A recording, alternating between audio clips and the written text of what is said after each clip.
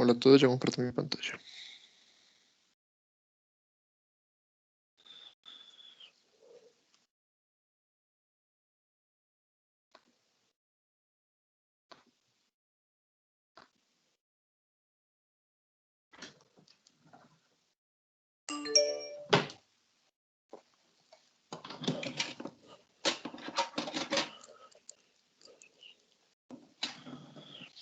Entonces hoy vamos a hablar un poco del modelo de competencia de información imperfecta de Lucas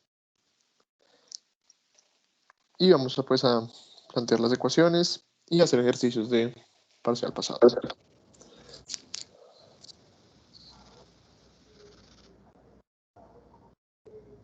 Buenas.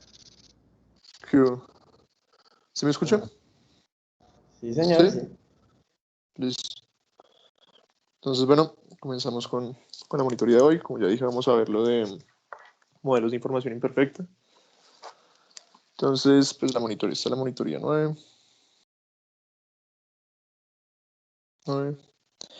Y esos modelos. Entonces, importante para estos modelos, estamos introduciendo ya el concepto de expectativas racionales, más allá de lo que lo vimos en el modelo de Sargent y Wallace.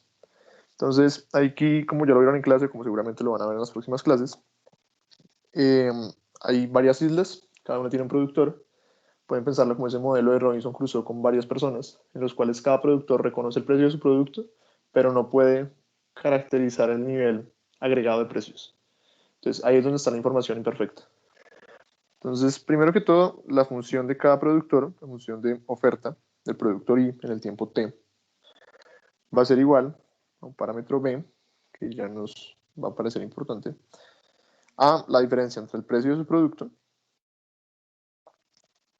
y el nivel esperado de precios.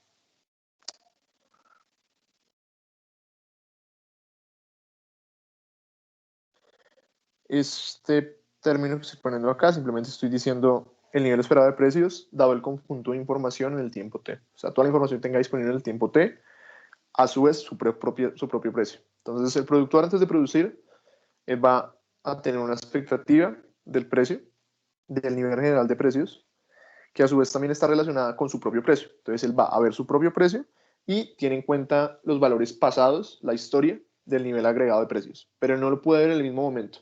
Entonces imagínense ustedes que tienen que producir, ustedes son productores, tienen que producir algún producto, pero ustedes no identifican el IPC en el momento en el que realizan sus decisiones de producción. Ustedes no saben cuánto va a ser el IPC. Entonces, al no saber, ustedes utilizan el valor pasado, ¿sí? Los valores pasados si ustedes tienen la historia, y utilizan el precio de su producto, que ese sí lo logran ver. Entonces, esa es como, bueno, ¿cuál sería la curva de oferta en el mercado I? Ahora, también vamos a definir una función de demanda agregada de la forma más simple, que es como ustedes se acuerdan al utilizar la ecuación cuantitativa, que podíamos definir una función de esta forma.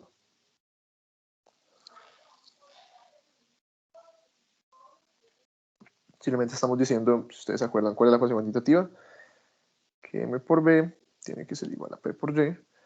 Podemos sacar logaritmos y expresarlo todo en términos logarítmicos. Nos va a quedar un M más un B es igual a un P más un Y. Y simplemente estamos asumiendo la velocidad constante. Entonces es simplemente una constante que no nos aporta nada y podemos quitarla del análisis. Entonces ya tenemos nuestra curva de demanda agregada y nuestras ofertas individuales. Ahora, importante en este modelo es, bueno, establecer qué tipo de choques existen en la economía. Entonces hay dos tipos de choques a los precios de cada uno de los productores. Uno que va a ser el choque al nivel agregado de precios. Entonces ustedes imagínense cuando hay empresas manufactureras, agrícolas, para el precio de sus productos, obviamente que incide el nivel agregado de precios porque ellos también adquieren insumos de otro tipo de sectores. Entonces, si el nivel agregado de precios aumenta, también aumentaría el precio de sus productos, ¿sí? Por esos costos. Tradicionalmente hay un choque idiosincrático, lo vamos a llamar de esa forma, que va a estar caracterizado por ZT, supraíndice I. Entonces, a cada una de esas empresas va a haber un impacto que solo va a afectar el precio de su propio producto. Entonces, imagínense que ustedes producen maíz, producen papa, producen café. Ustedes saben que, por ejemplo, un aumento en el precio de los combustibles generaría un incremento en este valor. Entonces, eso aumentaría no solo el precio de sus productos, sino también el precio de sus insumos. Entonces ustedes no tendrían razones para aumentar su producción, puesto que en términos relativos no están obteniendo mayores beneficios. Pero digamos que sucede otro tipo de cosa y es simplemente está aumentando la demanda de café a nivel externo porque Brasil ya no produce café por alguna razón. O sea, algunas restricciones que impiden a Brasil producir el café que producía antes. Entonces, como era nuestro mayor competidor, ahora toda esa demanda simplemente nosotros la podemos capturar. Eso genera que hay un aumento en los precios del café colombiano, pero un aumento que solo le pega a los precios del café, en lugar de pegarle a todos los productos. Entonces, ustedes como productores de café, ahí sí tendrían un incentivo para producir una mayor cantidad, porque en términos relativos, si ustedes están viendo esta ecuación, aumenta pero este se mantiene constante. Por lo tanto, ¿qué tiene que pasar? Que los beneficios que ustedes obtengan, si están expresados en términos relativos, tienen que aumentar, manteniendo todo lo demás constante. Entonces, ahí ya ven ustedes cuál va a ser ese mecanismo a través del cual los productores van a responder a un mayor precio de sus productos con un mayor output. ¿Sí? ¿Y por qué la oferta, en este caso, ya tiene una pendiente positiva, la oferta agregada? ¿Sí? Para recordarles, hemos visto dos casos, el caso de largo plazo, donde esta es la oferta agregada, y el caso de corto plazo, pues en el modelo keynesiano, que era una oferta agregada perfectamente horizontal. Oferta agregada. Entonces, el punto de esto es, oiga, ¿cómo podemos identificar un caso en el que la oferta agregada sea más bien de una pendiente positiva? Bueno, este es uno de ellos. El otro, que ya vimos en la anterior monitoría, era el que se refería o cuando tenemos dos tipos de productores, unos que tienen la capacidad de ajustar sus precios y otros que no tienen esa capacidad. Pero bueno, entonces continuemos con este modelo.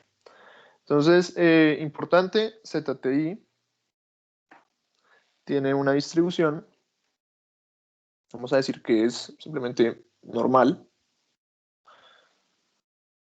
con media cero y varianza sigma cuadrado de Z.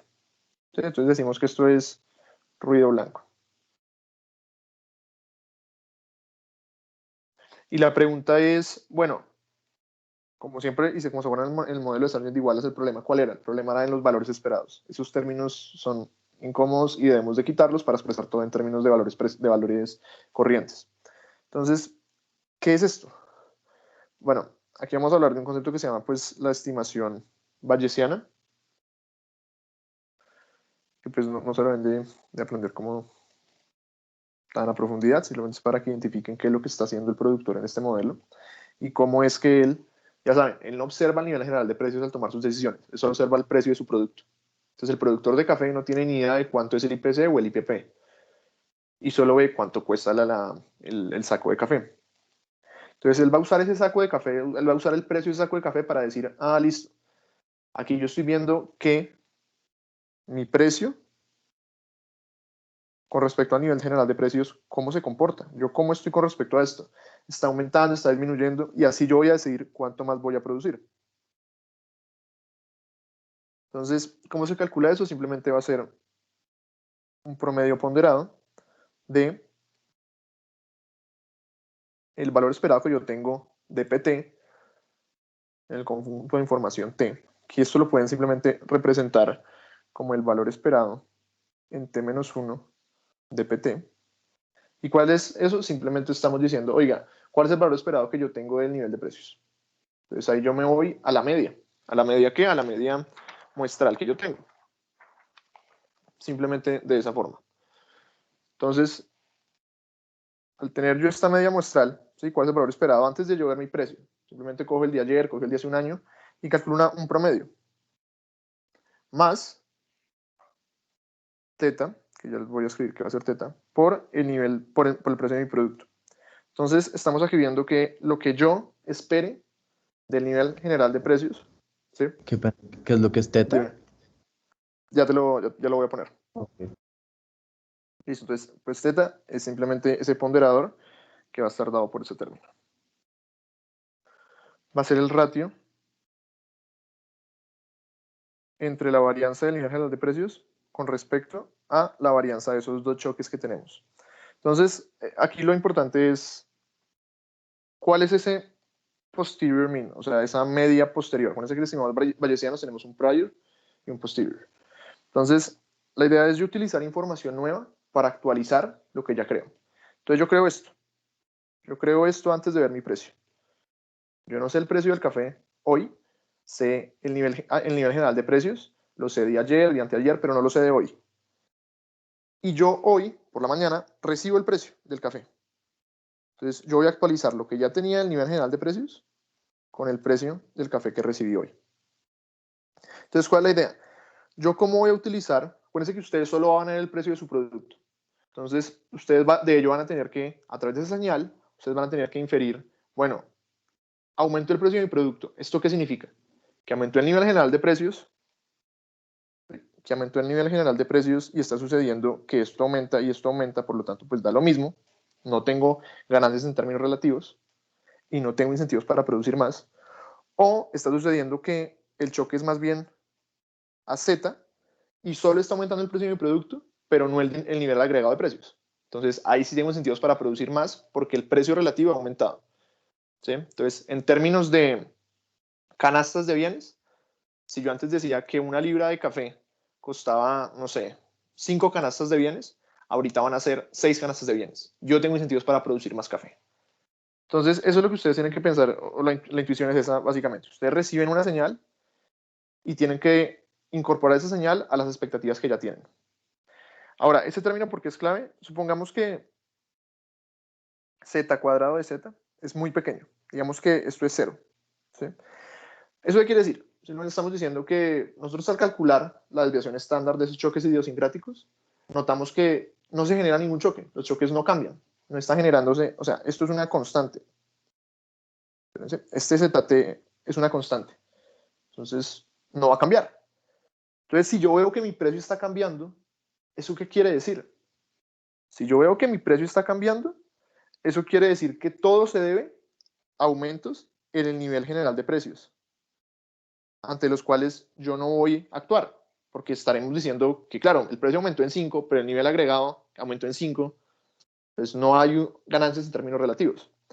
Entonces, ¿qué va a pasar con esta ecuación? Pues simplemente, si esto es igual a 0, θ es igual a 1, esto queda igual a 0, y queda que E de PT de IT es igual a PTI.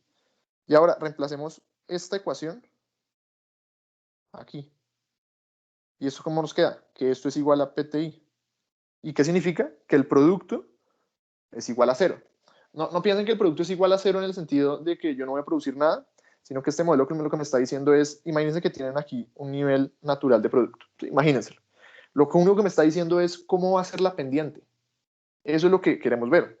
Entonces, esto me está diciendo que si no hay choques idiosincráticos, es decir, este ZT nunca cambia, ¿sí? Nada pasa en la demanda por café específicamente. Entonces, ¿qué va a pasar? Simplemente el producto va a emular una curva de oferta clásica, de largo plazo, en el cual no va a cambiar, no va a reaccionar ante el precio. Entonces, este término que nos está diciendo es está pendiente. ¿Sí? Entonces, esa es la idea de este TET. Ahora, ya lo tenemos en términos de un solo productor. ¿Cómo hacemos para tener todos los productores? Pues simplemente necesitamos comenzar a reemplazar. Entonces, ¿qué teníamos? Teníamos que esto era igual a PTI menos ET TPT dado IT. En la anotación de Driscoll está distinto, pero pues es lo mismo, o sea, la intuición es igual. Yo me estoy guiando es por el libro de Lectures on Macroeconomics de Fisher y Blanchard, que es, creo, es súper bueno y pues está en internet. Entonces, si lo quieren usar, el modelo realmente se demora 2 páginas en explicarlo y se entiende bien. Entonces, bueno, reemplacemos eso que teníamos antes. Entonces, PTI, ups,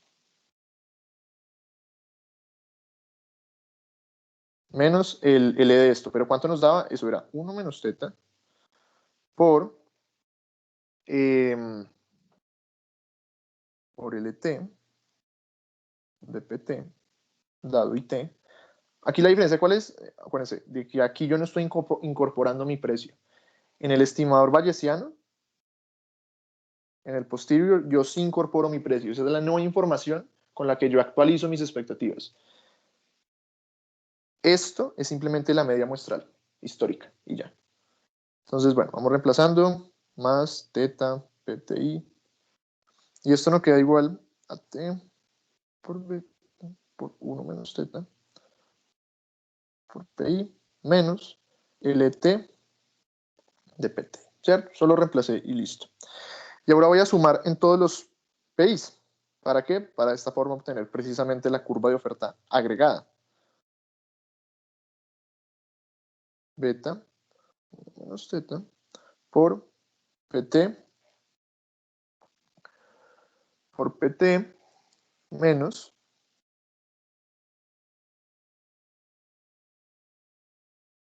E de PT. Listo. Entonces ya tenemos nuestro sistema de dos ecuaciones. Tenemos el aggregate supply y el aggregate demand que la hemos definido antes a través de la ecuación cuantitativa en logaritmos, que nos quedaba que YT es igual a MT menos PT. Listo, ahora la pregunta es, como siempre, encuéntrame YT y encuéntrame PT de equilibrio. Entonces, ¿cómo lo vamos a hacer?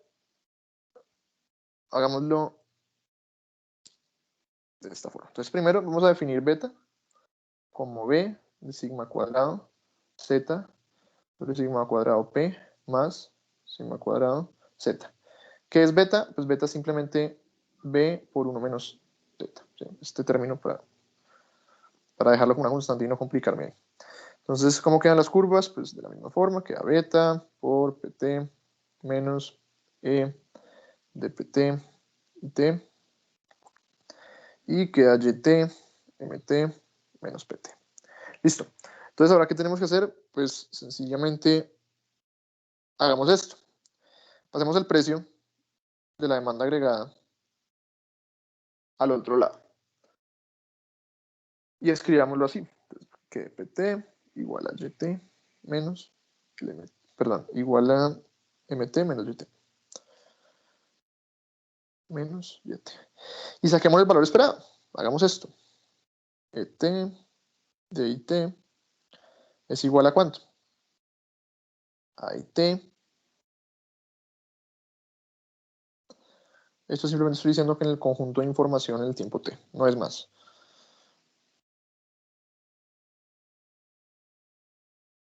Le saco aquí el valor esperado a MT, IT, y pues le saco a YT, ¿cierto? Entonces, E de YT, bueno, IT. Listo. Problema, este término. Entonces, ¿cuál es este término? Pues para eso tenemos la curva de oferta agregada. Entonces, saquemos esto. Entonces, vamos a sacar E de YT de IT va a ser igual a beta por E de YT, perdón, de PT de IT menos E de PT de IT. ¿Esto qué es? 0. Entonces, ¿cómo nos queda?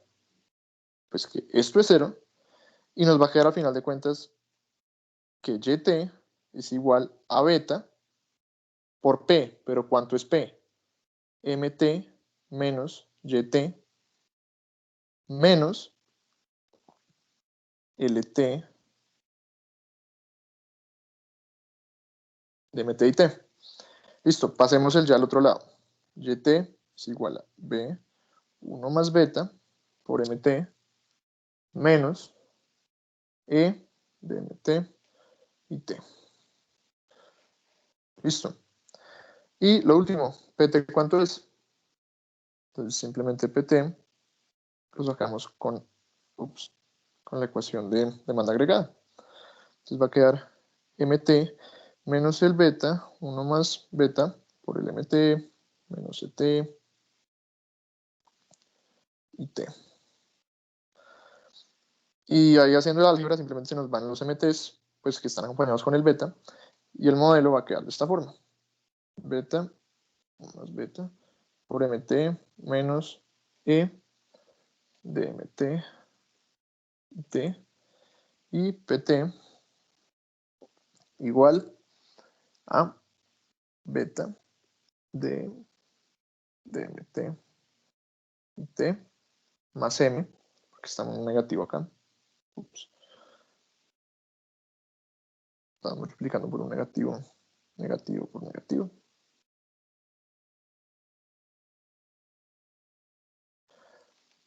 Más el MT sobre el 1 más el beta. ¿Listo? Entonces, esas son las dos ecuaciones. Y, por ejemplo, en el parcial, en el mío, el que me tocó a mí fue en el 2019, sí, fue en el 2019. En el 2019, pues Gonzalo generalmente lo que les pone es desde por aquí, mejor dicho. Pero es importante que sepan cómo derivar todo el modelo, obviamente. Entonces, ¿cuál es la intuición de esto? Simplemente una, que el producto solo responde ante cambios no esperados en la oferta monetaria. ¿Sí? Entonces, ahí está algo clave. La única forma de que la política monetaria sea efectiva es que sea inesperada, es que sea sorpresa. ¿Sí? ¿Cómo responde? Dependiendo de beta. ¿Sí? 1 más beta, una pregunta que no se puede hacer es, ¿esta cosa es creciente o decreciente en beta? Entonces, esta cosa llamémosle gamma. Entonces, d de gamma con respecto a beta, ¿cuánto es? ¿Es positivo, negativo? ¿Qué es? Entonces, lo pueden hacer, va a ser positivo. ¿Y eso qué quiere decir?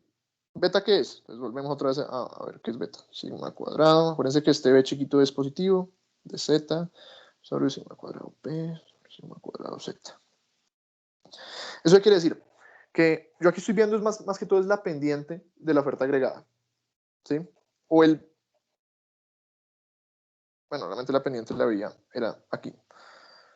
Ahí, ¿dónde estás? Era aquí. Pero aquí lo que estoy viendo es cómo reacciona el producto, al final de cuentas, cómo reacciona el equilibrio. Ya estamos en equilibrio en este caso. Por eso todas las variables son exógenas.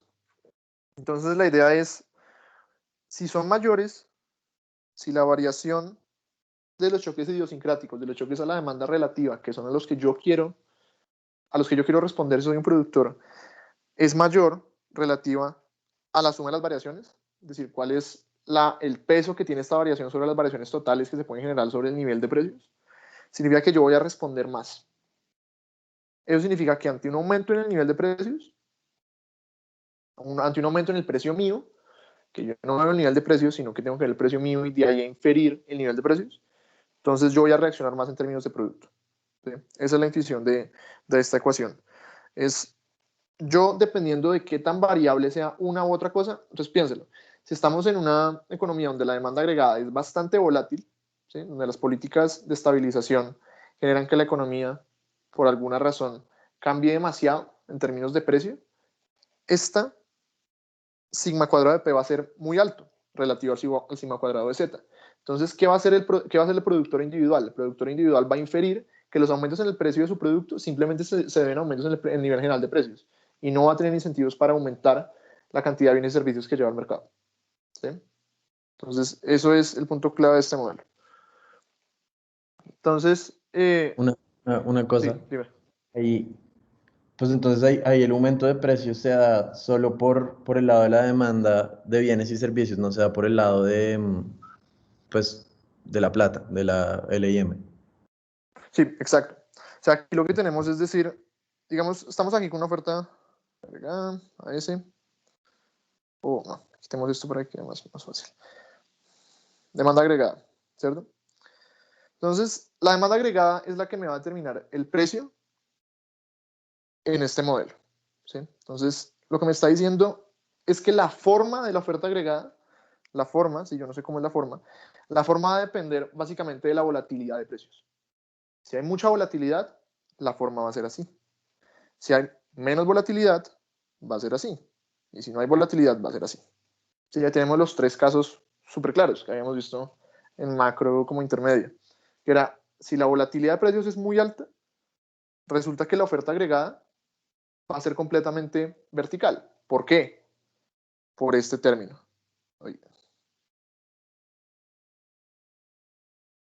Por ese término que está aquí. Porque sigma cuadrado de P va a ser muy alto. Y sigma cuadrado de P va a ser muy alto, los productores, debido a que cómo calculan sus expectativas de forma bayesiana, van a decir, oiga, si aumenta mi producto, si aumenta el precio de mi producto, Esto no se debe que está aumentando el precio, no está aumentando un choque idiosincrático, no es un choque sobre Z. No es un choque sobre Z, sino que es un choque sobre P. Entonces, en términos relativos, yo no estoy ganando nada. Yo no tengo incentivos para cambiar mi producción ante un aumento en la demanda agregada. ¿Y cómo lo podemos ver al final de cuentas? Que la demanda agregada determina el nivel de producto a través de ¿qué? A través de la política monetaria. Pero esa política monetaria tiene que ser inesperada. De lo contrario, si es esperada, ya las personas, volvámonos a esta ecuación, esta. Entonces, el nivel de precios esperado, el nivel de precios que yo espero hoy, dada la información que tenía hasta ayer, es decir, no estoy incluyendo el precio de mi producto que hoy me lo dijeron por la mañana, es igual a la expectativa que yo tengo del dinero. Entonces, para que sea efectiva la política monetaria, tiene que ser sorpresa, tiene que ser inesperada. Si es esperada, no va a haber incentivos para que yo cambie mi producción.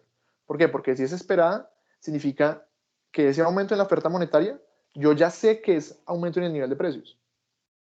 ¿Sí? Lo que está aumentando en mi nivel de precios es precisamente esa expansión de demanda.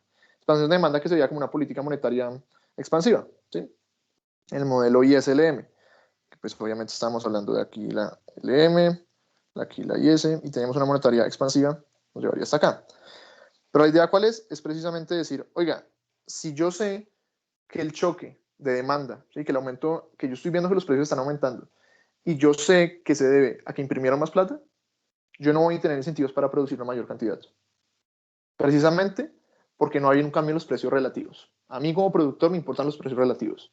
Yo produzco y vendo café a un determinado número de dólares, pero también para vender café utilizo un determinado número de insumos que me cuestan. Y si los precios de los dos aumentan, yo no tengo incentivos para producir una mayor cantidad. ¿Sí? Entonces, eso es lo clave de esto. Si quiere verlo en términos micro, de por qué está sucediendo, o sea, esto es más allá, en términos micro, digamos, usted tiene una función de producción de esta forma. Entonces usted tiene Z, alfa, sujeto, tiene que minimizar sus costos, ¿no? Entonces minimizar, más fácil hacerlo así. Maximizar Z alfa por P, estamos hablando de beneficios, menos W por Z, sujeto, a que Z alfa es igual a Y. ¿Sí? Entonces ya reemplazamos la restricción, realmente en términos estrictos es así. Reemplazamos la restricción y ¿qué nos queda? La condición de primer orden. Entonces quedaría Z es igual a W sobre P. Y ahí ¿Y quedaría... ahí Z cambió de definición o es la misma Z? Ahí Z, no, ahí Z yo simplemente estoy hablando de un factor. Olvídese del modelo que le acabé de explicar y pongan atención acá. Porque es que los productores no tienen incentivos para contratar más trabajo ni hacer nada. O sea, no van a reaccionar ante cambios en el precio. Por esta intuición micro. Y es la idea de que, pues aquí despejemos Z, va a quedar W, alfa, perdón, mejor hagámoslo, Z pasa al otro lado, P, alfa, W, 1 sobre 1. ¿Cuál es la idea? Simplemente para decirle, yo como productor, ¿sí? Aquí estamos obviando el hecho de que yo tengo una función de producción, aquí no nos estamos complicando con eso, simplemente decimos, bueno, el productor responde ante cambios inesperados en el precio. Eso es lo que estamos diciendo. Pero una intuición micro que le podríamos dar es decir, bueno, digamos que él está maximizando unos beneficios. Tiene que producir una cantidad de Y, ¿sí? Es el café que él produce y utiliza un insumo. Tenemos que solo sea un insumo y sea, no sé, fertilizante. Entonces, ¿qué va a pasar? Digamos que aumenta el precio del café, se multiplica por 3. Pero digamos que los insumos también aumentan, se multiplican por 3, se cancelan. ¿Hay algún cambio en Z? No. Y si no hay un cambio en Z, que es el insumo que él utiliza para la producción, pues no va a haber un cambio en la producción. Es lo mismo que queremos decir aquí con esta intuición. Y es que, oiga, yo solo voy a reaccionar ante cambios en los precios relativos. Pero si yo llego a saber que el aumento en la demanda se produjo, el aumento en el precio de mi producto, porque es lo único que yo veo, se produjo porque imprimieron más plata, yo de una ya sé que eso simplemente es un choque de demanda agregada. Yo sé que es un choque sobre el nivel agregado de precios. Entonces yo infiero de esa información que tengo que yo no debo de cambiar mi producción. ¿Sí? Entonces, o sea, la idea de este modelo es como tener claro esta ecuación que está acá. Y es yo cómo planteo mis expectativas de los precios cuando yo los veo de forma imperfecta. ¿sí? Cuando hay información imperfecta con respecto al nivel general de precios. O sea, ¿qué tan plausible es esto en la vida real? Pues difícil porque el IPC se publica y todo el mundo lo ve. Pero la idea cuál es, que los productores solo reaccionan ante los precios de sus productos y no el nivel agregado. Entonces ellos utilizan este tipo de estimaciones para inferir el nivel de precios. ¿De acuerdo a qué? De acuerdo a la volatilidad histórica. Acuérdense que esto es como un sigma gorro. Entonces usted coge un montón de precios, coge un montón de choques idiosincráticos. Obviamente eso no es observable, pero digamos que usted pudiera verlo. Y saca la desviación estándar, saca la varianza. Y resulta que eso le da pues, estos valores, no importa cuánto les dé. Lo importante que es que yo voy a actuar de acuerdo con este ratio entre varianzas. Si la varianza de uno es mayor a la del otro, yo voy a decir, ah, listo, ese cambio en mi precio se debe a un cambio idiosincrático, yo respondo, o ese cambio en mi precio se debe a un choque en el nivel general de precios, yo no respondo. ¿Sí? O más o menos. Sí, sí, sí entiendo. Listo. Entonces, hagamos rápido el ejercicio, pues el mío. Ups.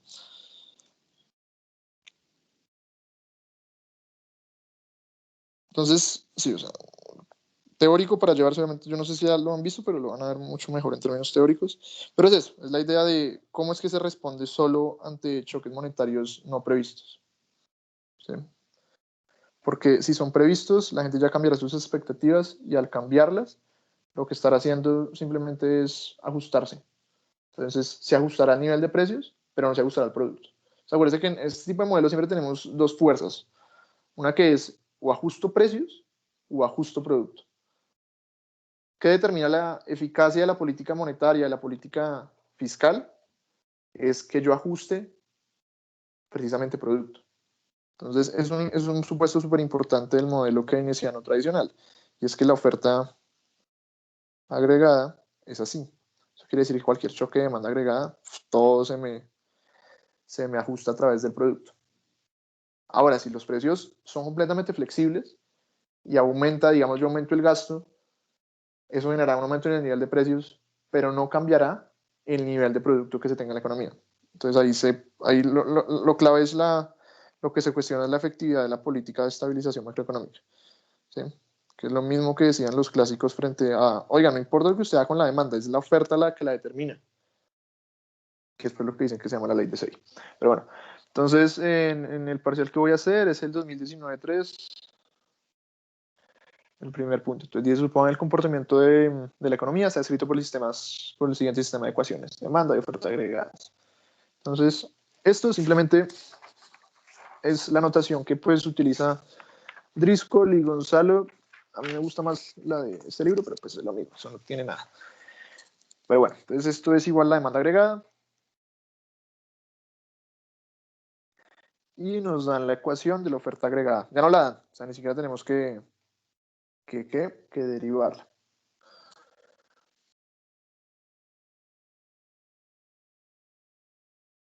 Por PT. Sí, ese término es lo mismo que yo decía antes. Y es la idea de que yo tengo un valor esperado de los precios, pero ese valor esperado no incluye mi precio. ¿Sí? Incluye lo que yo sabía hasta ayer, si lo quiere ver así. Listo. Entonces, esta es mi oferta agregada. Primera pregunta. Si la ecuación 2 es el resultado del modelo de información imperfecta de Lucas, ¿cuál es el significado de alfa? Entonces, ¿qué es alfa? Alfa simplemente va a ser pues, una función que en este caso asumimos por este modelo, depende del parámetro que utilicemos, que era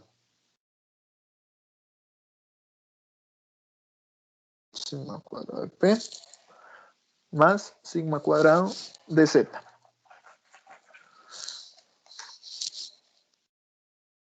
Listo, ya tenemos eso. Ahora, ¿qué significa esto? ¿Qué significa esta ecuación? Que es lo que nos están preguntando al final de cuentas es, bueno, interpretemos cuál es este término. Simplemente nos está diciendo es la sensibilidad de la oferta agregada ante cambios en el nivel general de precios, ante cambios no esperados en el nivel general de precios. ¿De qué depende? De tres términos. Bueno, perdón, de dos. Entonces, depende de las varianzas de los choques que afectan el nivel general de precios. Entonces acordémonos que los choques, ¿cuáles son? El choque idiosincrático, el choque que solo afecta el precio de mi producto, que en este caso digamos que es un choque sobre P únicamente, y no sobre W, no sobre los costos. El choque sobre mi producto y el choque sobre el nivel general de precios. Entonces, alfa simplemente me está diciendo esa sensibilidad que tiene la oferta agregada ante esa diferencial, esa brecha entre el precio y su nivel esperado, que depende de las variabilidades relativas de los choques idiosincráticos y del choque al nivel general de precios. ¿Qué es producto de qué? De choques en la demanda agregada a través de aumentos en la oferta monetaria. De política monetaria expansiva. Uno puede también pensar que no, esa política monetaria expansiva también es fiscal de cierta forma, porque cuando aumenta M significa que el gobierno está emitiendo bonos, TES, que son títulos de tesorería, y al aumentarlo el Banco Central tiene que subastarlos, bla, bla, bla. Entonces uno puede ahorrarse la discusión entre, oiga, ¿es política fiscal, política monetaria? No, simplemente un aumento en el MT funciona para ambos. ¿Sí? Es un aumento en el gasto, de una u otra forma. Un gasto que se tiene que financiar con dinero. ¿Sí? Pero para simplificar y pensar de forma abstracta, simplemente estamos diciendo, oiga, la demanda agregada se mueve. La demanda agregada se está moviendo y me causa choques en los precios. ¿Qué tan volátil es la demanda agregada? Bueno, eso pues puede ser cualquier número, simplemente eso se calcula econométricamente. Pero la idea es, la demanda agregada es muy volátil, este alfa, pues, si esto aumenta, el alfa cae. Y eso quiere decir que la oferta agregada precisamente va a tener esta forma. Precisamente va a estar cada vez más determinada por un producto natural. Entonces, imagínense que aquí esté Y barra. Para que no se vea un cero ahí que de pronto no diga, pero ¿cómo así que no está produciendo nada? No, digamos que ese cero, digamos que este YT, simplemente puede ser visto como la brecha del producto, el output gap, que va a ser la diferencia entre el producto corriente y su nivel potencial. ¿Qué estamos diciendo cuando eso sea cero? Pues que el producto es igual a su nivel potencial, a un Y barra que pues lo habíamos visto en macro que era el nivel natural, ¿no? Cuando se utilizan todos los factores de producción. Entonces, listo, esa es la interpretación del alfa. Ahora, segundo punto.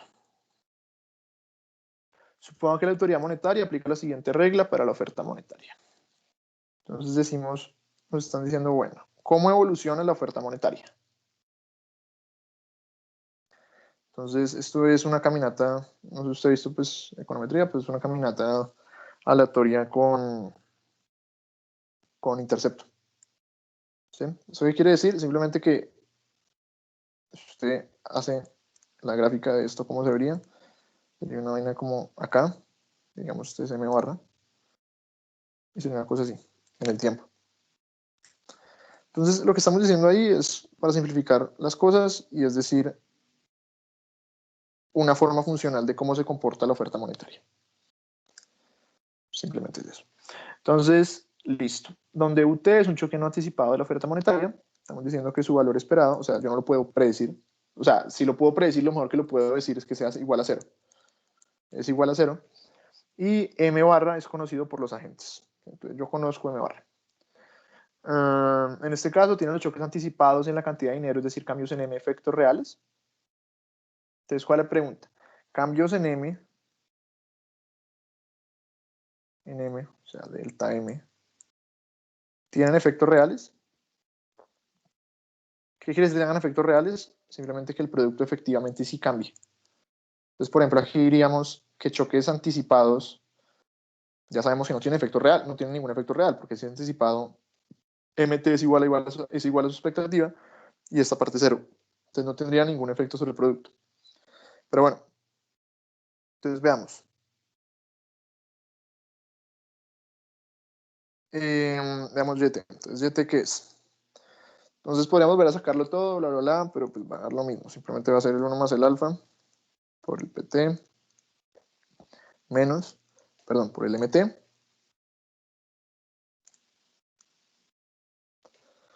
por el T menos 1 por el MT. ¿Sí? Estoy diciendo exactamente lo mismo que estaba poniendo en esta ecuación, sino que cambié un poquito los parámetros, ya no lo llamo beta, sino alfa. Y, bueno, pero eso no tiene ningún rollo. Llegamos a la misma ecuación, ¿cierto? Ahora la pregunta es, listo, último paso, pues se introduzca cuál es el comportamiento de la política monetaria acá, y listo. Entonces va a quedar YT es igual a alfa, 1 más alfa, por el MT. ¿Qué es MT? M barra más UT, menos, ¿qué va a pasar aquí? MT va a ser igual, simplemente pues, poner esto acá. Va a quedar M barra menos el UT. Y esto va a quedar igual a 0. ¿Y eso qué quiere decir?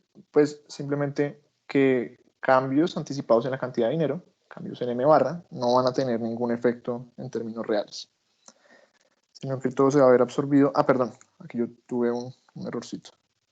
Esta parte, la primera parte estaba bien, la segunda parte se me olvidó reemplazar una cosa. Entonces, acuérdense, MT es igual a esto más UT menos, ahora sí, metemos eso en el valor esperado y va a quedar valor esperado de M barra, pues M barra, más valor esperado de T menos 1 de UT es igual a 0. Entonces, ahí fue donde yo. Entonces, ahora sí queda de esa forma. Queda alfa, 1 más alfa, por el UT.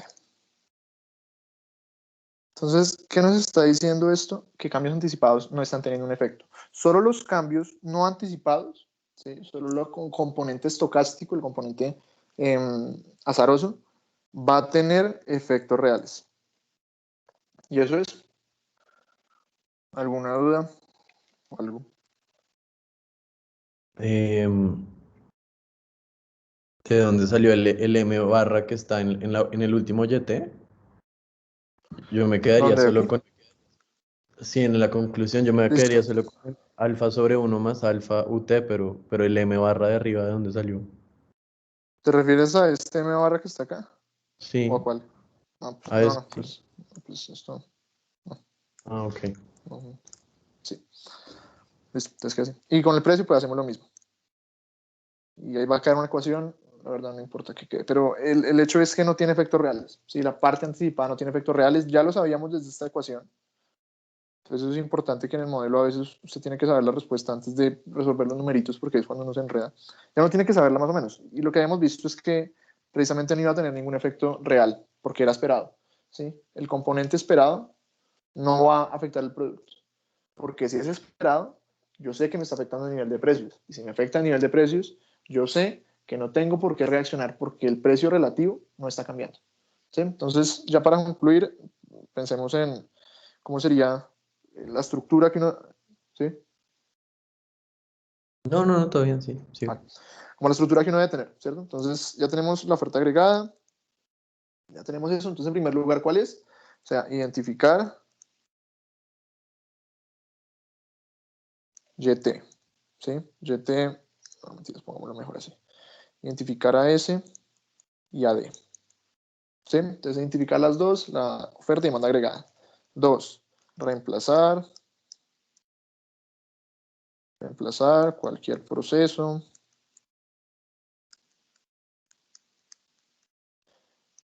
MT.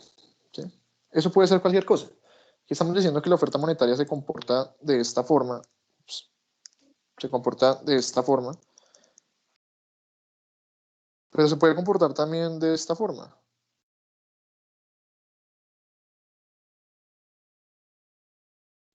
O se puede comportar de esta forma.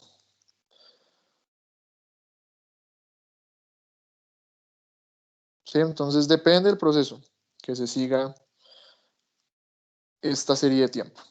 ¿Sí? Lo importante que es volver a lo mismo. Reemplazamos en esta ecuación y comenzamos a ver qué nos va a dar. Entonces reemplazo el proceso de MT y 3, llego a solución de YT. Teniendo en cuenta que lo esperado, ¿sí? El componente que es esperado, el componente que es constante, no puede tener efecto. Si tiene efecto, significa que algo hizo mal. ¿Y eso qué nos lleva a decir? Simplemente lo que planteaba Lucas, que también lo van a ver, que se llama la crítica de Lucas.